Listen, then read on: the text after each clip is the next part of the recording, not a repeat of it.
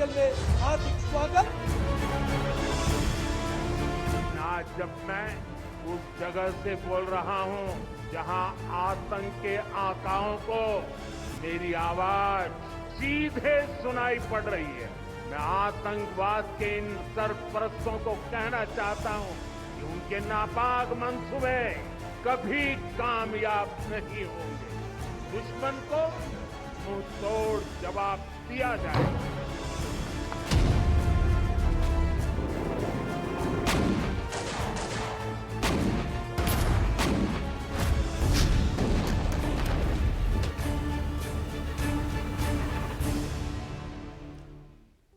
नमस्कार, मैं हूं विकास भदौरिया और आप देख रहे हैं खबर पक्की है। खबर पक्की है कि आज भारत के खिलाफ साजिशों के सपने देखने वाले देश बहुत डरे होंगे। एक पड़ोसी इस बात से घबराया होगा क्योंकि आज ही के दिन 25 साल पहले भारत के खिलाफ उसे जबरदस्त पराजय का सामना करना पड़ा था। दूसरा पड़ोसी इसलिए परेशान होगा क्योंकि आज भारत ने उसके विस्तारवादी और चालाकी भरे गुरूर को तोड़ने के लिए एक और सुरंग का निर्माण शुरू कर दिया है। इसलिए हम कह रहे हैं कि आज भारत ने एक नहीं दो धमाके किए। कारगिल विजय की 25वीं सालगिरह पर प्रधानमंत्री ने बॉर्डर से बेहद अहम संदेश दिया है। ये रिपोर्ट देखिए और इस संदेश को समझिए। शहीदों की चिताओं पर लगेंगे हर पल मेरे। आवाज पहाड़ी के उस पार सुनाई देनी चाहिए। भारत माता की, भारत माता की। आवाज वाकई पहाड़ी के उस पार पहुंच गई, भारत माता की। बल्कि द्रास से इस्लामाबाद भी पहुंच गई, क्योंकि ये आवाज सिर्फ युद्ध में जीत की आवाज नहीं बल्कि भारत के पराक्रम की आवाज भी है, जिससे पाकिस्तान को डर लगता है। कारगिल में हमने केवल युद्ध नहीं जीता था, हमने सत्य, संयम और सामर्थ्य का अद्भुत परिचय दिया था। आप जानते हैं, भारत उस समय शांति के लिए प्रयास कर रहा था। बदले में पाकिस्तान ने फिर एक बार अपना अविश्वासी चेहरा दिखाया। प्रधानमंत्री ने करगिल विजय की 25वीं सालगिरह पर द्रास में खड़े होकर पाकिस्तान का नाम लिया और कहा कि पड़ोसी देश बार बार हारता है, लेकिन हार से सीखता कुछ नहीं है। पाकिस्तान ने अतीत में जितने भी दुष्प्रयास किए, उसे मुंह की खानी पड़ी है। लेकिन पाकिस्तान ने अपने इतिहास से कुछ नहीं सीखा है। वो आतंकवाद के सहारे, प्रॉक्सी वॉर के सहारे अपने आप को प्रासंगिक बनाए रखने का प्रयास कर रहा है। आज जब मैं उस जगह से बोल रहा हूं जहां आतंक के आकाओं को मेरी आवाज सीधे सुनाई पड़ रही है, मैं आतंकवाद के इन सरपरस्तों को कहना चाहता हूं कि उनके नापाक मंसूबे कभी कामयाब नहीं होंगे। दुश्मन को मुंह तोड़ जवाब दिया जाएगा। प्रधानमंत्री ने द्रास में नए कश्मीर की तस्वीर भी एक एक करके गिनाई। बोले, कुछ ही दिन बाद 5 अगस्त को आर्टिकल 370 का अंत हुए 5 वर्ष पूरे होने जा रहे हैं। जम्मू कश्मीर आज नए भविष्य की बात कर रहा है, बड़े सपनों की बात कर रहा है। जम्मू कश्मीर की पहचान G20 जैसी ग्लोबल समिट से हो रही है। इंफ्रास्ट्रक्चर डेवलपमेंट के काम हो रहे हैं और टूरिज्म भी बढ़ रहा है। दशकों बाद कश्मीर में सिनेमा घर खुला है। 3.5 दशक के बाद पहली बार श्रीनगर में ताजिया निकला है।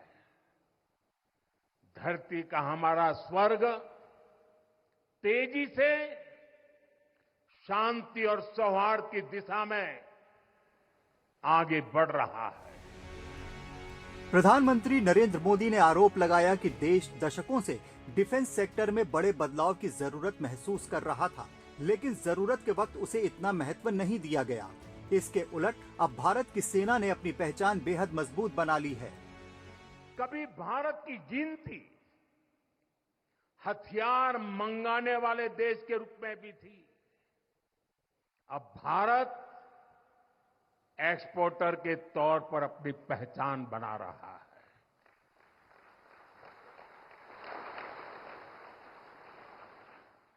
मुझे खुशी है कि हमारी सेनाओं ने 5,000 से ज्यादा हथियारों और ये सैन्य उपकरणों की लिस्ट बनाकर ये तय किया है कि अब ये 5,000 आइटम्स बाहर से नहीं मंगवाए जाएंगे।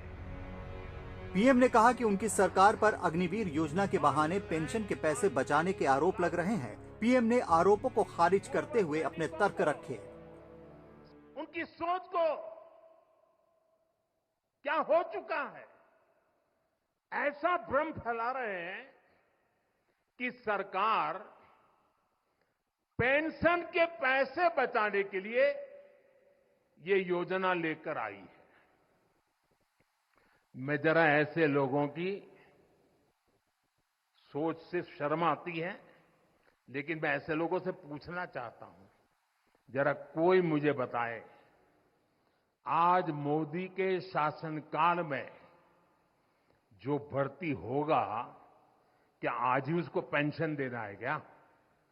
उसको पेंशन देने की नौबत 30 साल के बाद आएगी, और तब तो मोदी 105 साल का हुआ होगा, और तब न भी मोदी की सरकार होगी।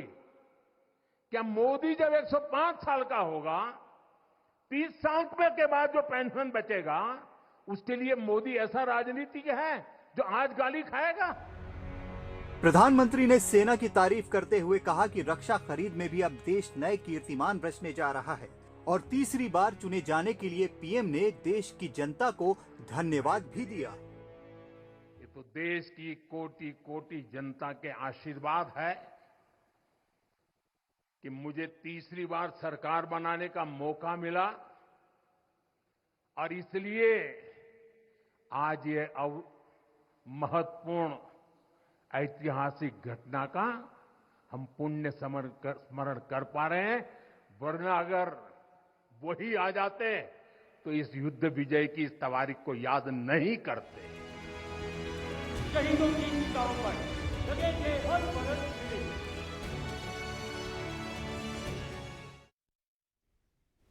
तो पहला धमाका तो आपने सुन लिया। प्रधानमंत्री ने पाकिस्तान का नाम लेकर कहा कि उसके नापाक मंसूबों का मुंह तोड़ जवाब दिया जाएगा। दूसरा धमाका एक सुरंग का निर्माण शुरू करने के साथ किया गया। प्रधानमंत्री जहां खड़े होकर आज कारगिल के शहीदों को श्रद्धांजलि दे रहे थे, वहां से करीब 500 किलोमीटर की दूरी पर आज एक ऐसी सुरंग का काम शुरू हुआ जो आने वाले दिनों में रणनीतिक लिहाज से भारत के लिए बेहद अहम साबित होने वाली। ये रिपोर्ट देखिए और धमाके की गूंज सुनिए। प्रथम विस्फोट करने की अनुमति प्रदान। प्रधानमंत्री ने बटन दबाया, तालियों की गड़गड़ाहट के बीच सुरंग के विस्फोट की उल्टी गिनती शुरू हुई। अब कुछ ही क्षणों में आप श्रृंखला सुरंग का पहला विस्फोट देखेंगे। और सामने आई ये तस्वीर।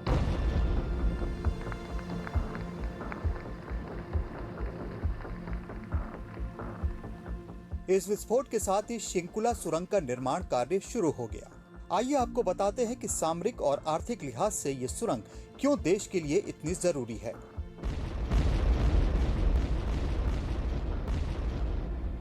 दरअसल सीमाएं मजबूत होंगी तो देश भी सुरक्षित रहेगा और आर्थिक तरक्की भी करेगा। इसी भावना के साथ मोदी सरकार बॉर्डर के इलाकों को लेकर खास मुस्तैदी दिखा रही है। बॉर्डर एरिया डेवलपमेंट और सीमा पर सड़कें पुल बनाने का काम भी बहुत तेजी से हुआ है। मनाली और लेह के बीच जो सड़क बन रही है उसी पर 4800 मीटर की ऊंचाई पर शिंकुला दर्रा मौजूद है। इसी दर्रे पर बन रही है शिंकुला सुरंग, जिसे दुनिया की सबसे ऊंची सुरंग बताया जा रहा है। सीमा सड़क संगठन को इसकी जिम्मेदारी सौंपी गई है। सुरंग करीब 4 किलोमीटर लंबी है। सुरंग में हर 500 मीटर पर क्रॉस रोड होगा और ये डबल लेन सुरंग होगी। दरअसल शिंकुला दर्रा हर साल 4 से 5 महीने के लिए 15 से 20 फीट बर्फ से ढका रहता है। इस सुरंग से यात्रा की दूरी 4 किलोमीटर कम हो जाएगी और यात्रा का समय भी 30 मिनट तक घट जाएगा। इस सुरंग का महत्व आप एक और उदाहरण से समझिए। पिछले दिनों जम्मू के इलाके में आतंकी घटनाएं बढ़ गई हैं, जबकि कश्मीर के इलाके से आतंकियों का सफाया हो चुका है। जानकार मानते हैं कि इसके पीछे की वजह है मौके तक पहुंचने का रास्ता। सेना को जैसे जरूरत होती है कश्मीर तक मदद पहुंच जाती है। इस सुरंग के बन जाने से यही होगा। बॉर्डर के जो इलाके महीनों तक बर्फ के चलते देश से कटे रहते हैं, वहां तक पहुंचना आसान हो जाएगा। सीमाई इलाकों में तैनात सैनिकों तक कभी भी मदद पहुंच जाया करेगी। शिंकुला टनल, इसके निर्माण का काम शुरू हुआ है। शिंकुला टनल के जरिए लद्दाख पूरे साल हर मौसम में देश से कनेक्टेड रहेगा। ये टनल लद्दाख के विकास और बेहतर भविष्य के लिए नई संभावनाओं का नया रास्ता खोलेगी। मौजूदा केंद्र सरकार ये आरोप लगाती रही है कि पिछली सरकारें बॉर्डर के विकास पर ध्यान नहीं देती थीं और इसके लिए पूर्व रक्षा मंत्री A.K. एंटनी का एक मशहूर बयान याद भी किया जाता है। स्वतंत्र भारत में बहुत सालों तक ये पॉलिसी थी कि बचाव का सबसे अच्छा तरीका है बॉर्डर पर विकास मत करो। कम विकसित बॉर्डर के मुकाबले ज्यादा सुरक्षित हैं।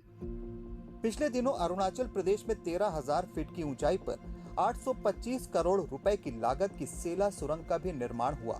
जाहिर है भविष्य में कभी जंग के हालात बने तो ऐसी सुरंगें बहुत काम आएंगी। सेना की आवाजाही तो आसान होगी ही, हथियार, गोला बारूद और ईंधन से लेकर जरूरत की दूसरी चीजें भी तेजी से मौके पर पहुंचेंगी। 25 साल पहले भारत ने पाकिस्तान को जिस तरह से कारगिल की चोटियों से खदेड़ कर भगाया था, उसमें सैनिकों का सर्वोच्च बलिदान देश कभी नहीं भूल सकता। ज़रा सोचिए, जिस उम्र में कोई युवा जिंदगी की शुरुआत कर रहा होता है, अपने भविष्य को बुन रहा होता है, उसी उम्र में नौजवान सैनिकों ने सीने पर गोली खाकर तिरंगे को आसमान में फहरा दिया और उसी तिरंगे में लिपटकर अपने घरों को लौट आए। आज उन्हीं अमर बलिदानियों को याद करने का दिन है। नीचे शहादत की अमर लौ जल रही थी और ऊपर आसमान से अमर बलिदानियों पर श्रद्धा सुमन बरसाए जा रहे थे। ये धुन याद दिलाती है, जो सरहद से लौटकर अपने घर नहीं पहुंच सके, वो हर भारतवासी के मन में हमेशा के लिए बस चुके हैं।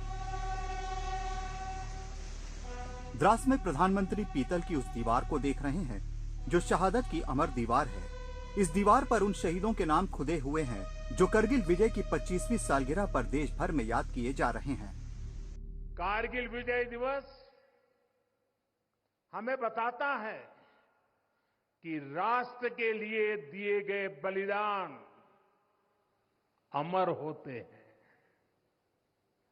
दिन, महीने, वर्ष, सदियां गुजरते हैं,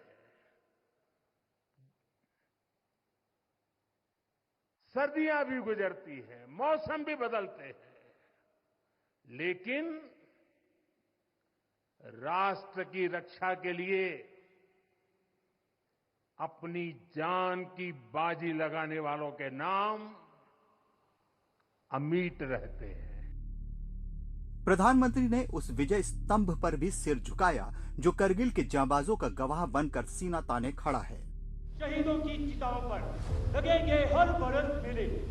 जय हिंद, मैं राइफलमैन अमित सिंह। और मैं राइफलमैन जीवन श्रेष्ठ, 7 बटालियन 11 गोरखा राइफल भारतीय सेना की तरफ से आप सभी का इस कारगिल वॉर मेमोरियल में हार्दिक स्वागत तथा अभिनंदन करते हैं।